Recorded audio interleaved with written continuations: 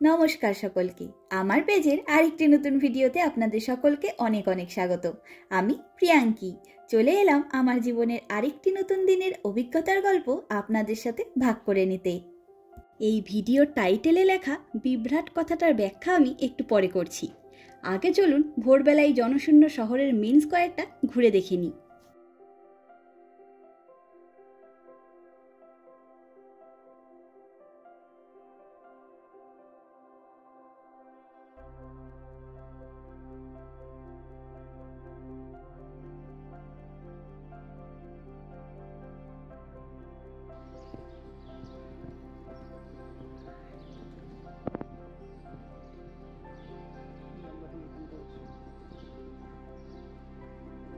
এটাই এখানে আচ্ছা, তিনটে ও আচ্ছা এটা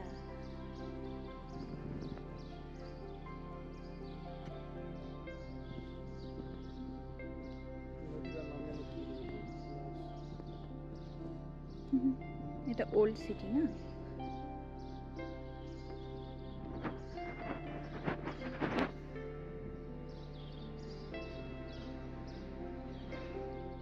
সবার আগেই আমরা এলাম স্লোভেনিয়া দেশের রাজধানী লুবলিয়ানা শহরের মেন স্কয়ারে, যার নাম প্রেসিডেন্ট স্কয়ার।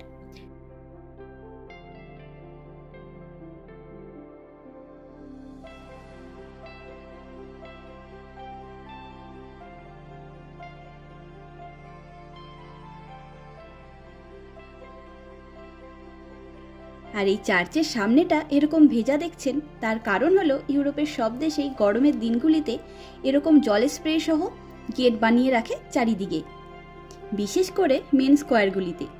এখানেও সেটা ছিল, তবে এখানে মেন স্কয়ারের একদম মাঝখানটায় ওপর থেকে ঝিরিঝিরি বৃষ্টি পড়ার মতন করে জল স্প্রে করার ব্যবস্থা করেছে।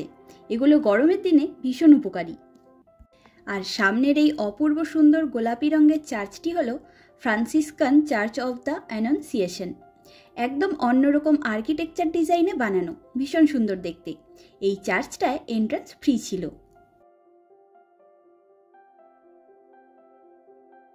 সামনের এই মূর্তিটি হলো ফ্রান্সে প্রেসিডেন্টের। ইনি ছিলেন স্লোভেনিয়ার ভীষণ বিখ্যাত একজন লেখক।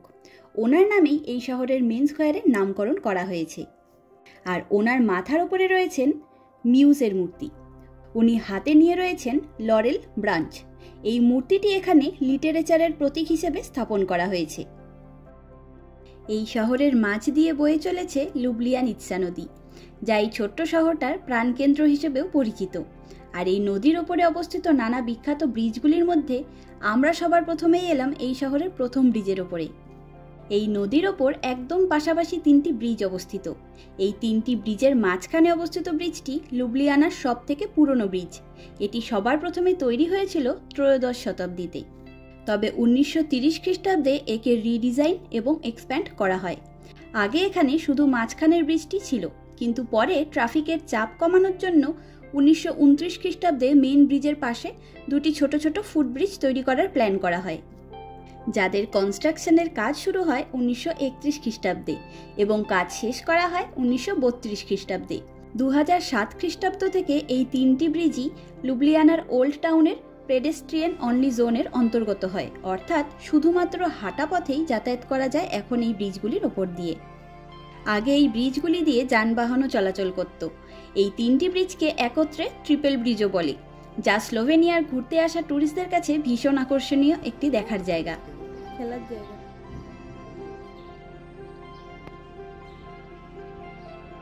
ফুলের দোকান ওই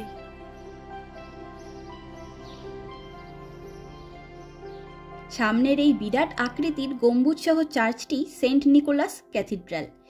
এটি এই শহরের মেইন চার্চ। আমরা এই শহরের মাঝ দিয়ে বয়ে যাওয়া নদী পার করে চলে এলাম লুবলিয়ানার সেন্ট্রাল মার্কেটের দিকে। তবে এখানেও দেখলাম ইউরো কাপ দেখবার জন্য বেশ বড়সড় আয়োজন করা হয়েছে। আর আজকে রাতে জার্মানির খেলাও রয়েছে, সেটা দেখতে চলে আসবো আমরাও। কি কিউট।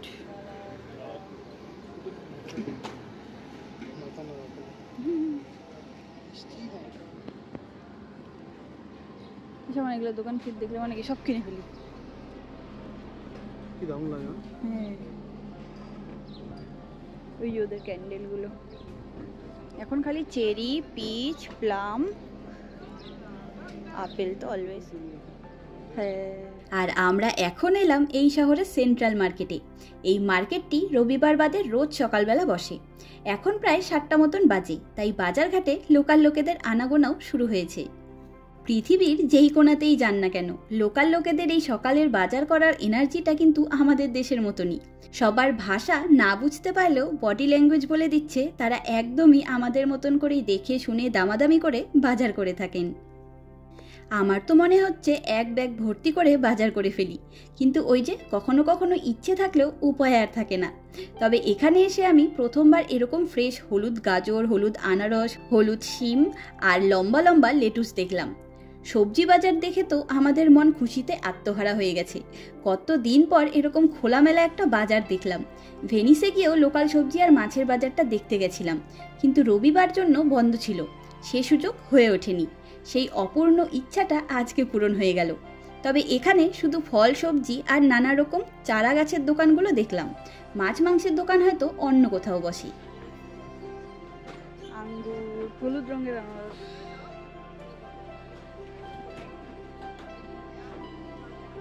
কি মজা।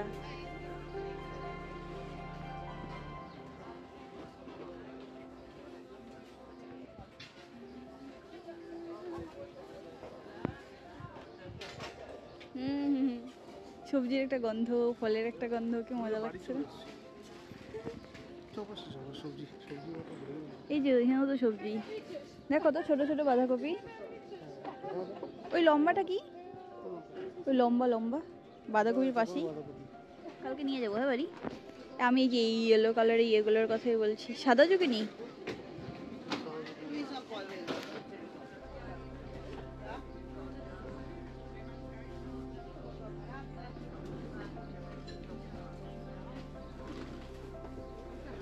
লেটুসগুলো কি ফ্রেশ না?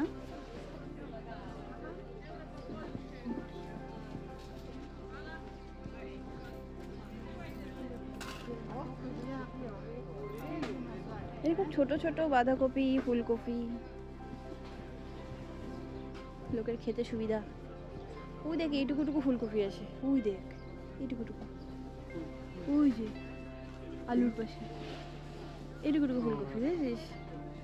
আমার মনে হচ্ছে এটা ওটা লেটুস যেগুলো লাল টুকটুকাই। ফ্রুট স্যালাডের ইয়ে আছে।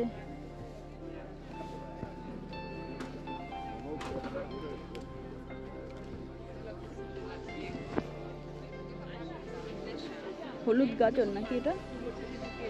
হলুদ গাজর না এটা? এইটা না, ওটাকে বলে হচ্ছে ছোটো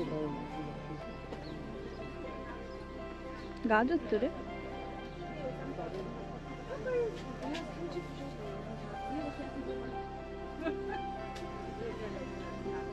এ দেখ দেখ বাঁধাকপি গুলো, এটাও এরকম হয়ে গেছে। হ্যাঁ হ্যাঁ, ওই যে উঁচু উঁচু বাঁধাকপি গুলো।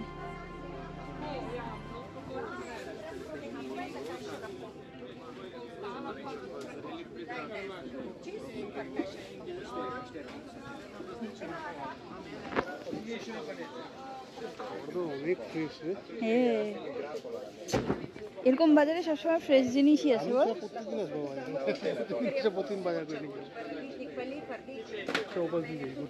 সব কিছু কি সুন্দর ফ্রেশ।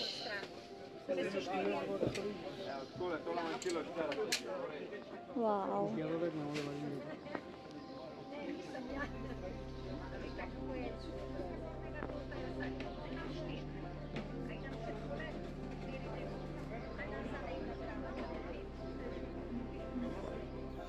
আর আমাদের দেশে যেমন আমরা বাজারঘাট করবার জন্য নানা রকম ব্যাগগুলো ব্যবহার করে থাকি, ইউরোপে এরকম বাস্কেট বা টুকরিগুলো ব্যবহার করেন। তবে এখন তো সুবিধার জন্য অনেক রকম ব্যাগ এখানকার লোকেরাও ব্যবহার করে থাকেন। তবে বেশিরভাগ বয়স্ক লোকেদের দেখেছি এই সুন্দর সুন্দর টুকরি বা বাস্কেটগুলো নিয়েই কেনাকাটা করতে আসেন। তবে হুট করেই বেশি কেনাকাটা করে ফেললে বা বাড়ির থেকে বাজারের ব্যাগ নিয়ে আসতে ভুলে গেলে কিংবা বাজারের ব্যাগ নষ্ট হয়ে গেলে আমরা যেমন আমাদের সবজি বা মুদিখানার দোকানের পাশেই ব্যাগের দোকানে গিয়ে ব্যাগ কিনে ফেলি, এখানেও ওই একই কারণে এই মার্কেটের পাশে এই বাস্কেটের দোকানটি রয়েছে। তবে আমার এই মার্কেটের জামা কাপড়, জুতো, ব্যাগ, টুপি, খেলনা সব কিছুর দোকানগুলো আর বিশেষ করে ফল সবজির বাজার দেখে মনে হচ্ছে যেন আমাদের ওদিককার কোনো বাজারে চলে এসেছি। আর সবজি এবং ফলের দোকানগুলো দেখে তো এত লোভ লাগছে যে মনে হচ্ছে যেন সব দোকানপাট শুদ্ধ তুলে নিয়ে চলে যাই। এই রঙিন আর ফ্রেশ ফল সবজির দোকানগুলি আমাদের চোখে লেগে থাকলো। গরমের সময়টা এই রোদের মধ্যে ঘুরতে হয় বলে বারবার ভাবি একটা হ্যাট কিনবো, কিন্তু আমার মাথায় কোনো হ্যাট সেট হয় না। এটা বড্ড বাজে ব্যাপার। এখানে এসেও কি সুন্দর সুন্দর সব হ্যাটগুলো দেখলাম, কিন্তু একটাও আমার মাথায় সেট হচ্ছে না। তবে জানেন তো, এই শহরে ঘোরার জন্য আমরা কোনো পাবলিক ট্রান্সপোর্ট ব্যবহার করব না। যদিও শহরটি বেশ খানিকটাই ছোট, তবে অনেকেই বেশি হাঁটাহাঁটি করতে পারেন না। তাদের জন্য পাবলিক ট্রান্সপোর্ট তো রয়েছে এবং সিটি ট্রেনগুলিও রয়েছে। আর আমরা দুজনেই সারাদিনে 10 থেকে 15 এমনকি 20 কিলোমিটার করে হেঁটেও অভ্যস্ত। তাই আমাদের এই পুচকে শহরকে ঘুরে দেখতে কোনো রকম পাবলিক ট্রান্সপোর্টের দরকার পড়বে না। তবে এই যে আমরা একটা নতুন জায়গায় ঢুকেই ঘুরতে বেরিয়ে গেছি, সেটার পেছনেও কারণ রয়েছে। আসলে আমরা প্ল্যান করে এসেছিলাম যে আমরা ভোরবেলা এখানে পৌঁছে রেল স্টেশনেই ফ্রেশ হয়ে নেব, আর আমাদের সাথে খাবারও নিয়ে এসেছি। সেগুলি খেয়ে হোটেলের লাগেজ রুমে ব্যাকপ্যাকগুলো রেখে রওনা হব লেক ব্লেডের উদ্দেশ্যে। কিন্তু লুবলিয়ানা রেল স্টেশনে সেরকম কোনো সুযোগ সুবিধা না পেয়ে আমরা সরাসরি নিজেদের হোটেলের শরণাপন্ন হয়েছি বলতে পারেন। আসলে কি হয়েছে বলুন তো, আমরা ভেবেছিলাম আর সব দেশের রাজধানীর মতন এই শহরটি আয়তনে বড় না হলেও একটা রাজধানী শহরের রেল স্টেশনে কিছু একটা ফ্রেশন আপ হওয়ার সুব্যবস্থা তো থাকবেই। ছিল না বলবো না, তবে আমাদের আগের কোনো অভিজ্ঞতার সাথে মিল পাইনি। তাই সরাসরি হোটেলে এসেই আমরা দুজনে ফ্রেশ হয়েছি আর ব্যাগগুলো রেখে দিয়েছি তাদের রিসেপশনের লাগেজ এরিয়াতে। আর আমাদের হোটেলে চেক ইন টাইম রয়েছে দুপুর 2টোয়। তবে আমরা হোটেলে এসে ঢুকেছিলাম সকাল 6:15 নাগাদ। তারপর আমাদেরকে রিসেপশন থেকেই বললেন যে ওনাদের রুম সার্ভিসের স্টাফদের ওয়ার্কিং আওয়ার শুরু হবে সকাল 7টা থেকে। ওনাদেরকে 1 ঘন্টা মতন সময় দিলে আমাদের জন্য রুম রেডি করে দিতে পারবে। ততক্ষণ আমাদেরকে গেস্ট ওয়াশরুমটা ইউজ করতে বললেন এবং হোটেলের ওয়েটিং এরিয়াতে রেস্ট করতে বললেন। তবে আমাদের দুজনের মধ্যেই তখন আর বসে অপেক্ষা করার ধৈর্য ছিল না একদম। তাই আমরা দুজনেই ব্যাগগুলো রেখে বেরিয়ে পড়েছি এই শহরের মেন স্কোয়ারটা ঘুরে দেখতে। এমনিতেও আমাদের হোটেলটা মেন স্কোয়ারের পাশেই রয়েছে, তাই 8টা বাজলে আমরা হোটেলে পৌঁছে যাব। আর আমাদের হোটেলের লোকজনও ভীষণ ভালো ছিল। যাই হোক, অন্য কোনো হোটেলে দুপুর 2টোতে চেক ইন থাকলে এত আগে চেক ইন করার ব্যবস্থা করে দিতে পারতো কিনা তা আমাদের জানা নেই। তবে এটাও হতে পারে যে আমাদের কপালটা আজকে ভালো। আমাদের প্ল্যান রয়েছে হোটেলের রুম নিয়ে ফ্রেশ হয়ে চেঞ্জ করেই রওনা হব লেক ব্লেডের উদ্দেশ্যে, প্রধানত যাকে দেখতে আসা এখানে। তবে হোটেলের দিকে যাওয়ার পথে রাস্তার পাশে পুচকে পেঁচাটার দেখা পেলাম। বেচারা মনে হয় হারিয়ে গেছে। তবে এখানকার লোকেরা কাউকে কল করছিল পেঁচাটাকে সেফলি অন্য কোনো জায়গায় দিয়ে আসার জন্য। আর এখন সকাল 8:15 মতন বাজে। চলুন আমরা হোটেলে গিয়ে নিজেদের রুমে চেক ইন করে ফেলি।